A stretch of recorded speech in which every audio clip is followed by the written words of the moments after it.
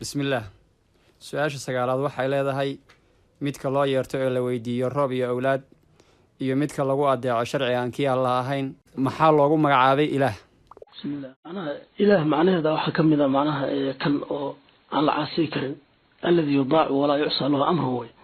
midka marka la adeeco aan la caasin waa ilaah macnaha waan isku xiran yihiin hadii la yiraahdo hadda ninkan wuxuu awoodaa inuu ku dilo oo ku nooleeyo oo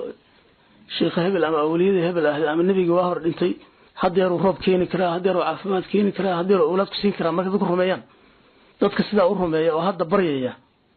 aalay ka dhigtay way hadhoona waxa weeye wixii ay siraadaan isaga ku amray niman ku haana maarta sadana jira oo yiraahdo saasa leeyahay saasa leena soo amray waa adeecayaan mana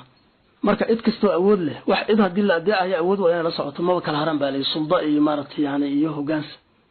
waxa loo hogaansama laga baqaa cid awood la weeyma binaanku xataa waxay hadda tixgeliyaan qofka awood la weeyma qabaa'ilku xataa waxay tixgeliyaan qabiilada tirada badan awooddaas loo qiimeeyaa awooddu marka iyo waxa isku xiran sideedaba iyo hogaansamida marka qof hogaansamo marka awoodda alle awood cid kale oo awood sheeganaysa oo hogaansama oo amarkiisa raaca waxa weeye martabatu ilaah u istaajiy hal ilaah adduunka jira allah weeye laakiin ilaah baadil u sameeyay laga wada yani hal ilaah la ilaha illa allah quraanku leeyahay ilaah ma jiro iyadoo leeyahay haddana waxa la yiraahdo takhadu min duun la ilahatan ilaahna waa sameysteen baa leeyahay ilaahna ma jiro baa leeyahay maxay ilaah way sameysteen la ilaha illa huwa quraanku yiri ilaah ma jiro allah anahay haddana wa takhadu min duun la ilahatan quraanku badan waxa laga wadaa ilaah baadil ay sameysteen ilaah bay mudan ilaah ma saas mushrikiin ku noqday weeyma marka qof kasta oo sameeyo muxuu ahaa xeer ama sharci la yimaada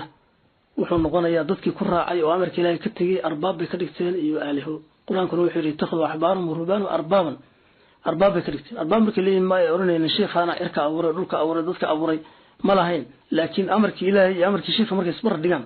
ka sheekha qaadanayeen macnaha hormarinaya saasay ku noqdeen marka kuwa arbaab sameystay oo rabbigu waxa uu la adeecsan yahay ilaahu waa midka la adeecsan yahay macaniis ka mid ah ربي معاني سواء كم السيد المضاعف سيد كلا داعي حاكم كأن لو عسي كريم وربي معه والله فالنبي يوسف ليه يعني وحوي الساعة ربي قال ارجع إلى ربك ربي قال والله ربي قال ويدي إن ربي بكيده هنا عليم أنا ربي وأوي هاي يعني هذا ربي قال ويدي ربي قال معناه وحل لقى وضع بالير وبقر كاجا عد أحسن تاوي ربي وأوي هاي سجى لكن يوسف إن ربي أنا ربي جاي بكيده هنا وين كان بكيد كذا عليم وأوي marka qof walba oo sameeysta cid oo amarka ilaahay iyo amarkiisa markii amarka kala hormarinayo hatta naftiisa ah arayta ma takhad ilaaha hawa waliya qof baa ilaahay soo hawadiisa noqday amarka ilaahay wuxuu ka hormarinayaa sidoo jecel yahay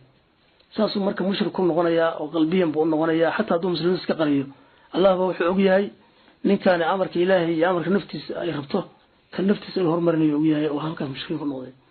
arayta ma takhad ilaaha hawa